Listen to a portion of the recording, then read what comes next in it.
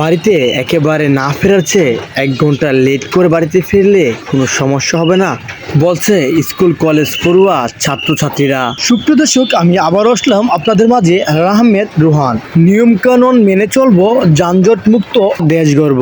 তাই তো স্কুল পড়ুয়া ও কলেজ পড়ুয়া ছাত্রছাত্রীরা এখন যেন একটু যানজটকে কমাতে এখন যেন ট্রাফিক পুলিশের দায়িত্বই পালন করছে। যানজট কমানোর পাশাপাশি গাড়ি চালকদের জন্য একটু হুঁশিয়ারি করে দেওয়া হচ্ছে।